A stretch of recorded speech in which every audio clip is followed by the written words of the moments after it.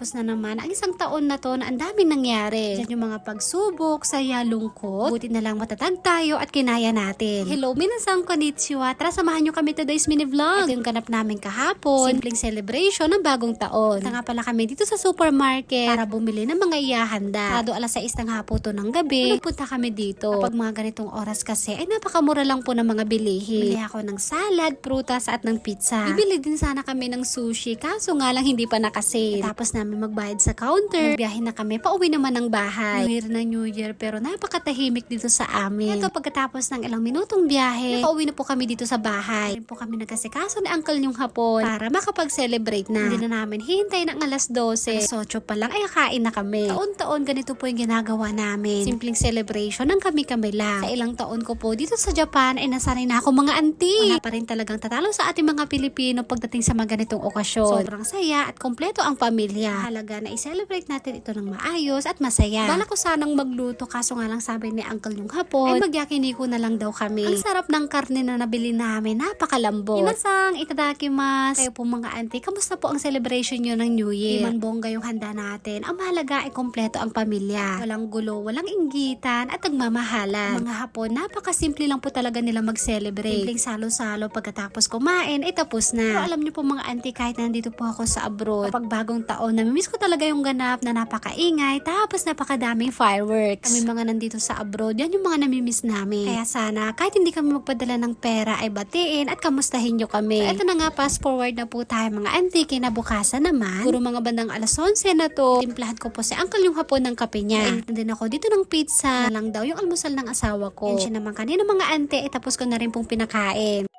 Almusal ni Daddy. Nagtimpla ako ng kape niya. Ito yung almusal niya. Nanda?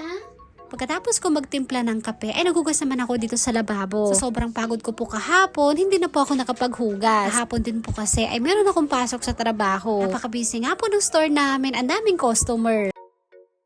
Hi mga auntie, good morning! Ngayong araw nga pala ay magbabike kami. Happy New Year nga po pala sa inyong lahat. So, si Kenshin at saka si Hapon po, nauna na sila. Sobrang tagal ko kasi magaya, kaya ayun, nauna na po yung dalawang hapon ko. Ayun na pala sila. Oh, wait lang. Sundan na natin sila kasi baka magalit sa akin. So, ayun mga auntie, magbabike tayo. Let's go! Ayun na sila! Hinihintay pala nila ako. Kaya sila! Go mga auntie! Magbabike na naman kami. Ito po yung ganap namin kanina, January 1, 2026. Kaya nga po si Kenshin na magbike daw kami. Nilahan ko na nga pala si Kenshin ng sarili niyang bike. Kung nga po na-upload yung video na yun. Kaya wait lang po mga auntie. Sobrang saya kasi ito na yung family bonding namin. Kapag day off ng asawa ko, naglalaan talaga siya ng oras para sa amin ng anak niya. Saya kasi tag-isa na rin kami ngayon ng bike. Ganda rin to para ma-exercise yung katawan namin. Ibot lang kami saglit hanggang sa school nila Kenshin. Sabi ko nga, pumunta kami dun sa mas malayo. Kaso nga lang ayaw po na Uncle yung hapon. Nabanog samot ton ante. Sigaw bike ka dyan na dyan.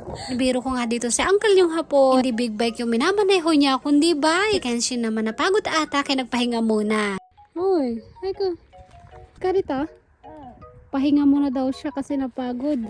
Fast forward na po tayo mga auntie pagkatapos ng siyam-siyam namin pagbabike. Bubiyahe naman po kami papunta ng shrine. Mga hapon, tuwing January 1, pupunta sila ng shrine o jinja para magdasal. Lapit na nga po kami mga auntie, kaso nga lang napaka-traffic. Nag-parking na lang kami malapit sa post office. Lakad kami siguro mga 10 to 15 minutes. Kenshin naman nagpabuhat kay papa niya kasi napagod daw siyang magbike. Ginaw na nga ako dito habang naglalakad kami. Ito nga po pala sa Japan mga auntie, dalawa po yung religion nila. Yung isa po ay Shinto, tapos yung isa naman ay Buddhism. Pero kung tatanungin niyo po si Uncle yung hapon kung anong religion niya, sabihin niya ay Shinto or kahit ano, pwede naman daw. Basta't ang mahalaga ay nasa puso mo si God. Ito pagkatapos ng ilang minutong paglalakad, nakarating na kami dito sa jinja o shrine. Kahit iba yung relihiyon ko, bilang respeto ay nagdadasal ako dito. Itong taon na to, ang dami nangyaring maganda at hindi maganda. Andyan yung nagkaroon ako ng sakit, tapos naoperahan ako. Sobrang takot na takot ako nun mga auntie. Buti na lang andyan si Lord at hindi niya ako pinabayaan. Ang mga nangyari noong nakaraang taon ay pinagpapasalamat ko yun. Ang dami ding blessings na nangyari nangyari. Napapunta ko dito sa Japan si Bunso. Naipasyal namin siya sa mga gusto niyang lugar. Higit sa lahat, kompleto, masaya, at hindi nagkakasakit ang pamilya ko. Walang binibigay sa atin si Lord na pagsubok na hindi natin kayang lampasan. Ito na nga, kanina nga pala napakahaba ng pila. Tapos namin magdasal. Nilhan ko naman si Kenshi ng pagkain niya. Mga nagbebenta dito ng street foods kagaya ng takoyaki, soba, wagyu, at marami pang iba. Naglit nga lang po pala kami dito mga auntie at naglakad na ulit kami papunta ng parking. Bili nga pala ako ng 2 apple. Nagisa kami ng anak ko para siyang tanghulo. Nikman ko yung pagkain ni Kenshi. Maliit lang yung binili naming apple na nagkakahalaga ng 300 yen. Sa peso naman ay nasa 112 pesos. Lang po, maraming salamat sa panonood at Happy New Year po sa inyong lahat. Minasan, Happy New Year!